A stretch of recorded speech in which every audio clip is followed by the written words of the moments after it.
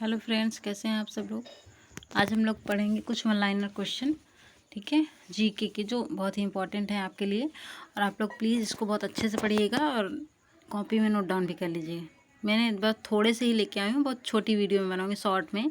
और लेकिन हम कभी कभी ऐसे वन लाइनर क्वेश्चन, कभी जीके की ट्रिक ऐसे लेकर हम छोटे छोटे टॉपिक लेकर पढ़ेंगे और उससे भी हमारा काफ़ी कुछ तैयार हो जाएगा, ठीक है। तो मैं आपकी क्लास स्टार्ट करती हूँ। आप लोग चैनल को लाइक शेयर कर दीजिए और चैनल पर नए हैं तो सब्सक्राइब करके बेल आइकन प्रेस कर लीजिए। पहला क्वेश्चन क्या है हमारा, राज्यसभा कब भंग की जा सकती है। तो कभी नहीं, राज्यसभा कभी भंग नहीं की जा सकती। राज्यसभा एक ऐसा सदन है जो कभी भंग नहीं होती है, क्योंकि इसके एक तिहाई सदस्य हमेशा चेंज होते रहते हैं, ठीक है। तो इसलिए कभी भी चेंज नहीं, कभी भी भंग नहीं होती है, इसलिए इसको उच्च सदन कहा जाता है। दो सदन होते हैं हमारे इसमें, एक लोकसभा होता है, दूसरा राज्यसभा। क्या होते हैं, लोकसभा और राज्यसभा, ठीक है।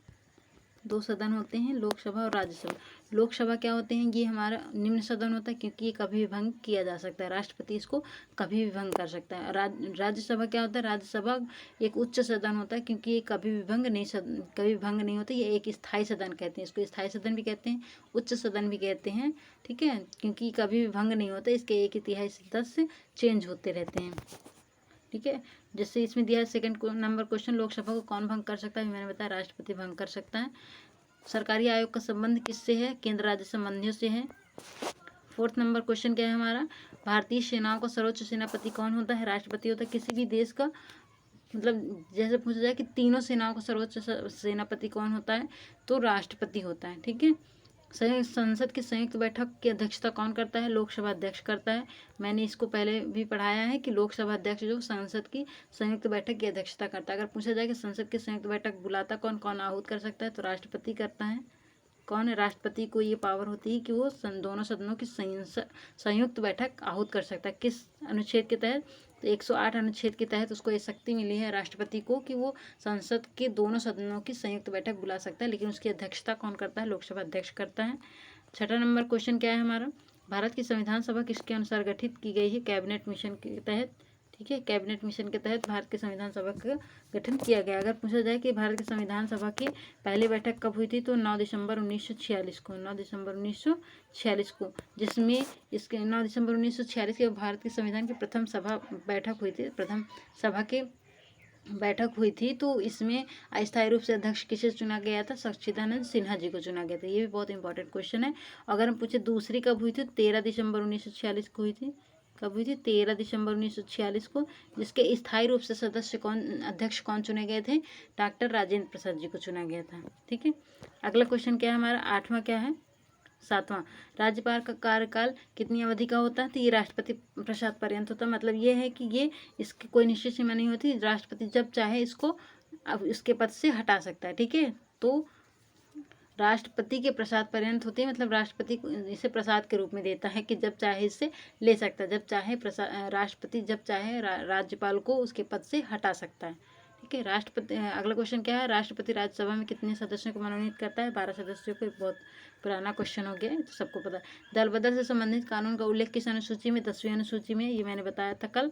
जैसे 11 में क्या है, पंचायत से संबंधित है, ठीक है। और 12 किससे संबंधित है, नगर से, ठीक है। ये क्वेश्चन हो गए। अब हम चलते हैं अपने ट्रिक की तरफ। ट्रिक क्या है हमारी, ट्रिक है हमारी संयुक्त राष्ट्र संघ की भाषाएं, और दूसरा है भारत की स्थल सीमा से के पड़ोसी देश। संयुक्त राष्ट्र संघ की भाषाएं क्या है, ये हम समझेंगे। संयुक्त राष्ट्र संघ की भाषाएं, पहले हम ये समझते हैं कि संयुक्त राष्ट्र संघ है क्या। संयुक्त राष्ट्र संघ की स्थापना जो है ये हुई थी, एक सेकेंड,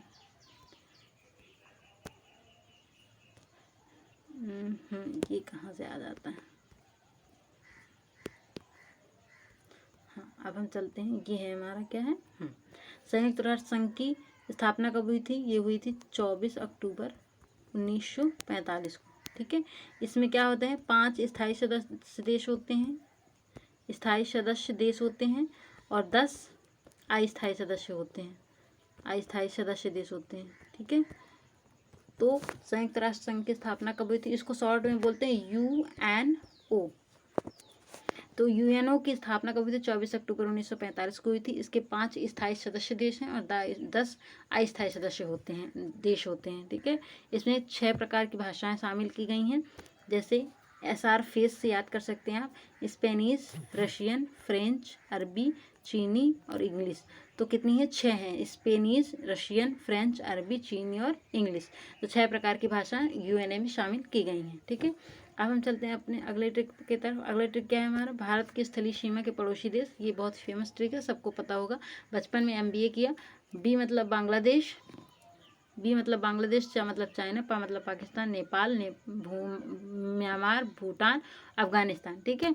तो कितने? 7 सदस्य देश जो हैं, जो हमारे स्थल सीमा, क्या है, स्थलीय सीमा से मतलब स्थल से जुड़े हुए हैं।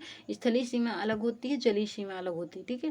तो स्थलीय सीमा से हमारे 7 पड़ोसी देश जुड़े हुए हैं, बांग्लादेश, चीन, पाकिस्तान, नेपाल, म्यांमार, भूटान और अफगानिस्तान। अगर पूछा जाए यहीं पे कि सबसे ज़्यादा स्थलीय सीमा किसके साथ है, तो ये है 4096 किलोमीटर किसके साथ है? बांग्लादेश के साथ है। अगर सबसे कम पूछा जाए तो वो होती है अफगानिस्तान के साथ, 106 किलोमीटर, ठीक है। सबसे कम स्थलीय सीमा साझा करता है अफगानिस्तान के साथ 106 किलोमीटर। सबसे अधिक स्थलीय सीमा साझा करता है भारत 4096 किलोमीटर, किसके साथ? बांग्लादेश के साथ।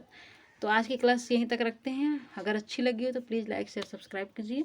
फिर मिलते हैं इसी तरह किसी नए मज़ेदार ट्रिक के साथ, ऑनलाइन और क्वेश्चन के साथ अगले टॉपिक में। तब तक के लिए इंतज़ार कीजिए और यहाँ तक बने रहने के लिए, मेरी वीडियो देखने के लिए बहुत बहुत धन्यवाद।